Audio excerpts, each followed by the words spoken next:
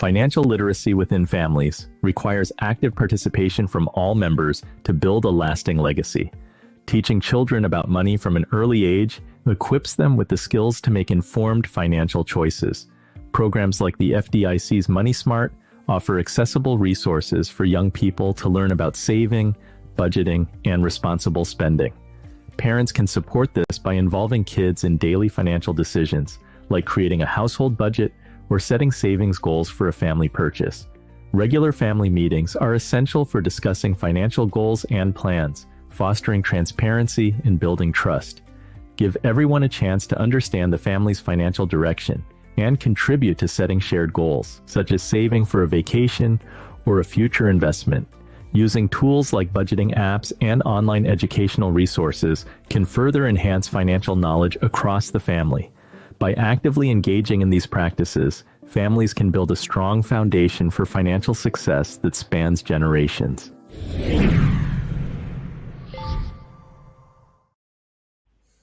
Jay, if you can kick us off, you've advised families for over 5 decades. Can you talk about who are we addressing when we talk about wealth transfer? How much money do you need to have? And then maybe some general lessons from the Rockefeller family that we can all learn from. Well, Andy and co-panelists, what a treat to be here and a privilege. First of all, let me say that the word wealth means well-being, comes from an Anglo-Saxon 2 words, wealth, you still have it in commonwealth and commonweal. The core, Andy, is that families understand wealth is well-being, and then determine what that means. Financial capital is simply a support, I view, to growing 4 qualitative capitals: spiritual, social, intellectual, and human. So the question of literacy, to me, is a question of not financial literacy entirely, but rather well-being literacy. Can we know our spiritual purpose? Can we make good decisions with each other? Are we a learning system, and are we thriving human beings? Those are the questions that I ask families about their wealth, and that enable them to consider that their wealth is their well-being and the well-being of each other. And I would add that what I hope they grow is the ability to enhance each other's journeys of happiness, because it is in that way that a family flourishes and in turn becomes a part of a flourishing society. How did you start with that philosophy and belief? Because I think as an industry, there's often a focus on the financial and not the other legs of the chair, so to speak. Well, perhaps all of us would know, but I had a very good midlife crisis. I'm not about to give you testimony this morning. But in that crisis, I decided that the problem of being an expert, which I was, I suppose, in the financial integration questions, didn't seem to help. What did seem to help is when I was entrusted by a family to get into the question of who it was, who they are, what their purpose was.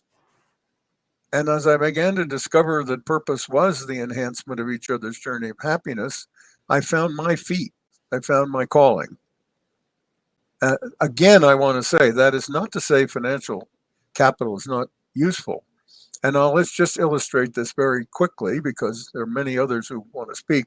But when I sit with families and I put my hand out like this, Andy, this is financial capital. This is human, intellectual, social, and spiritual. The hand is a great gesture. The problem is when the financial capital is leading, the other fingers disappear. And by the way, you fall right into the statistic that you offered this morning. When you turn your hand upside down and financial capital is rooted in the earth and nourishing, and it's growing your spiritual, your social, your intellectual, and human capitals, the qualitative capitals, now you have a journey to make. That isn't a discovery, that's ancient wisdom. I like that. A simple hand gesture explains a lot. Andrew, can you talk about, give us some background. When we talk about wealth transfer, there's a very big difference between the Rockefeller family and the Vanderbilt family? Yeah, this is I think a generational shift that's occurred, and you have to think about it from the human experience. I mean, a lot of financial planning and estate planning techniques grew up since the Great Depression. And when people were going through the Great Depression, they weren't eating, right? We all went through the Great Recession and we were all unhappy, but my grandfather, who was this really important person in my life, had this saying that I always loved, which is that money isn't everything, but it sure quiets the nerves, right? So if you're sitting in a soup kitchen line waiting to try to feed your family, you don't know where the paycheck is coming or at all. Financial assets became really, really important. And so you come out of the Great Depression, people have some money in the bank, they're not worrying about that any longer. That was their safety, right? We as human beings, we're searching out safety. We want comfort. And so all of the estate planning in my world has been really predicated on how can we bundle up the assets and pass them on to the next generation without any kind of real thought about the impact that those assets make. And over the next 40 years, we're going to have the largest wealth transfer, 70 to 90 million, or excuse me, $1 trillion that's going to be transferred from one generation to the next, almost entirely unharnessed. Or even if somebody does have an estate plan, it just says, look, we're going to dump, divide, and defer it and dissipate it onto the next generation. Absolutely unharnessed. So a family like the Rockefeller family, or we actually like the Rothschild family more as an example, they really put purpose as the centerpiece, rather than looking at sort of the matriarch and patriarch standards, family view. It's how can we put purpose, and what is the legacy that our family is going to leave on this planet, and let's make that the nucleus of the family. I mean, right now, most my planning, or not my planning, but planning that I see, really puts mom and dad at the nucleus. They're the center, and kids are radiating off and so forth and building their own families. But mom and dad die, everybody goes off into orbit. So the idea here is, okay, we're going to put family purpose and values at the centerpiece. And then when mom and dad die, that's still holding the family together. They're having Thanksgiving dinner with each other the next year, right? So that's, I think, the difference between like the Vanderbilt family, who just kind of squandered it, right? 70 years after Cornelius Vanderbilt passed away, there wasn't one of them that was in the top top 30 most wealthy members of the planet, right? The people on Earth. 100 years later, they have this reunion at Vanderbilt University, and not one of the Vanderbilts that showed up was a millionaire. So that's the difference: is how can you really direct that wealth to create purpose and extend the purpose within the family. So I think as we discuss this topic, looking at the hand and having, intellectual, human capital, the different aspects, I think that applies to anyone, right? But Andrew, in terms of the estate planning, do we look at the estate tax? Like, is there a dollar amount that we're like, who does this apply to? So just to answer your question real directly, under current law, which is still the Trump tax reform, love him or hate him, that's what the law is right now, tax-wise. Everybody at their death can give 13.61 million away tax-free, the estate tax, right? This estate tax, just for the listeners, is this federal tax, and then some states have it at the state level as well. But if you're too successful at death, they're going to try to tax you again. And I consider myself a tax attorney, and I hate taxes. And I think that's a good thing. If you work with a tax lawyer that loves taxes, get out of their office, right? I'm a lawyer to work with. But, I think that the dealing with this estate tax is a whole nother moral problem for me, because it's a secondary tax on assets you've already paid taxes on: income taxes, property taxes, sales taxes. And then at your death, if you're too successful, which I've never understood taxing success, but if you're too successful, they're going to tax you again. Now, again, under current law, 13.61 million, either during life or at death, can go estate tax free.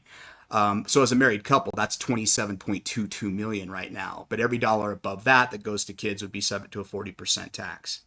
So not a lot of people have positive net worths at that level. The issue, though, is where are we going with taxes?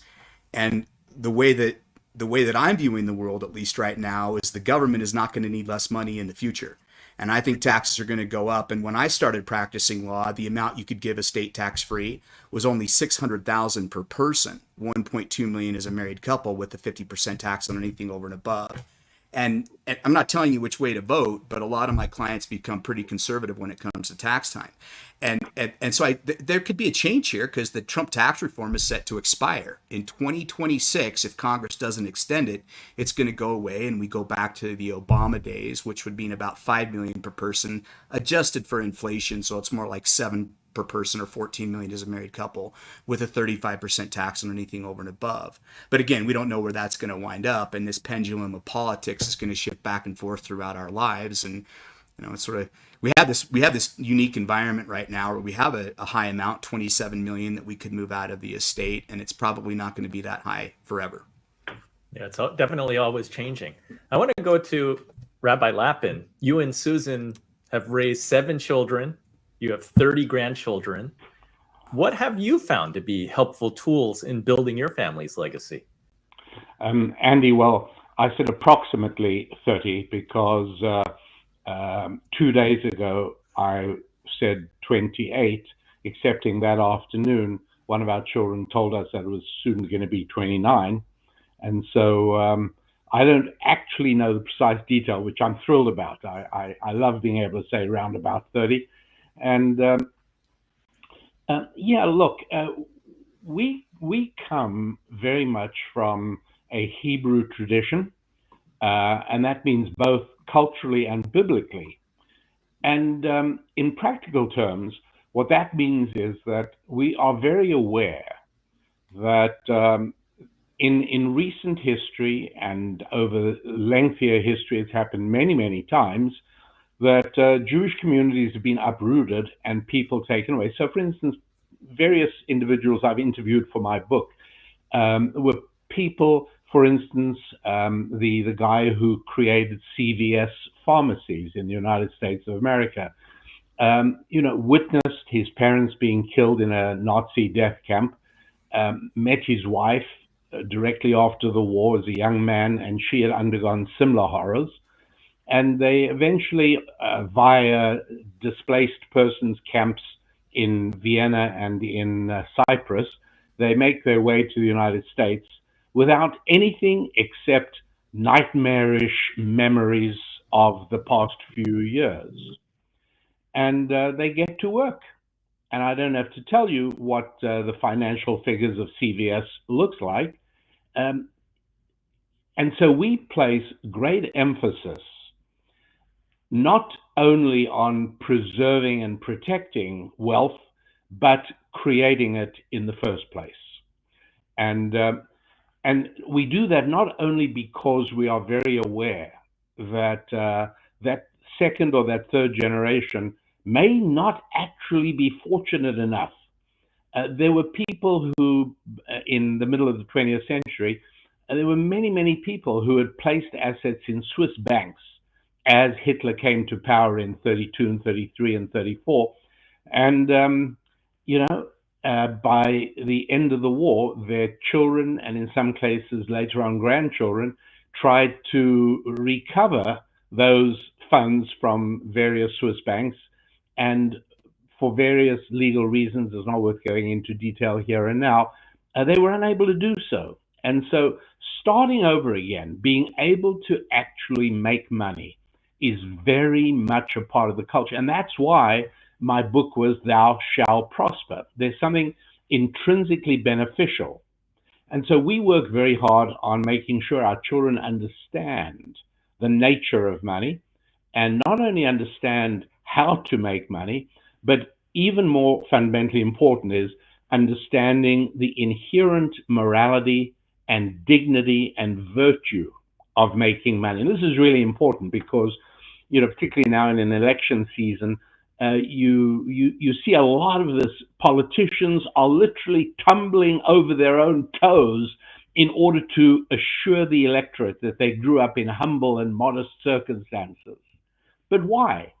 What's so dishonorable about coming from a family that was able to build and acquire assets? Why has that got to be concealed? Why has everyone has to pretend to not have come from a money background? It's topsy-turvy. It makes absolutely no sense at all. So obviously it indicates that people see something inherently reprehensible about money.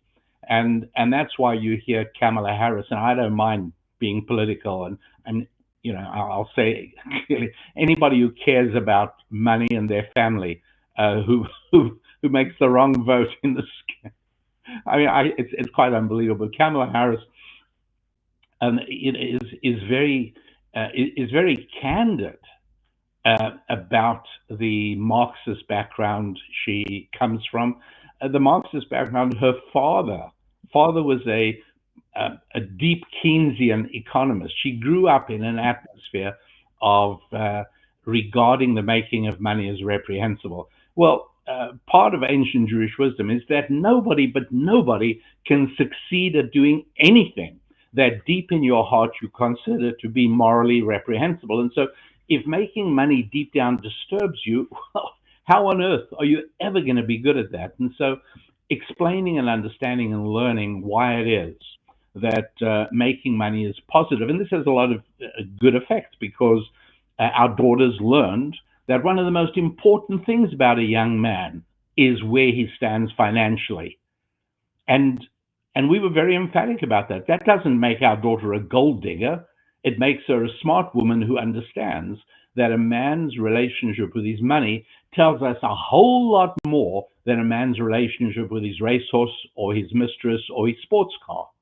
So we start a little bit earlier than the area of transferring the wealth, or the legacy being very, very important. And Jabe's comments about the fifth point, I think it was his pinky, that was the spiritual. We sort of tend to invert that and put that right up front. And maybe we have to define what spiritual means later on. But in a very large nutshell, Andy, that's kind of where I come from. Thank you. Kirby, your thoughts on what's been discussed so far? I don't even know where to begin.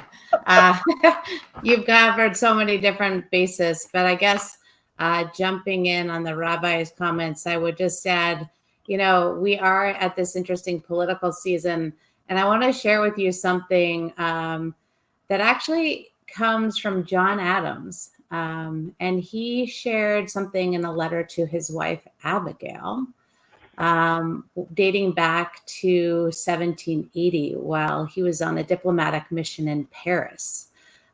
He was a wealthy man in his own right, thriving in his own law practice. And he actually wrote a letter saying, "I must study politics and war that our sons may have liberty to study mathematics and philosophy.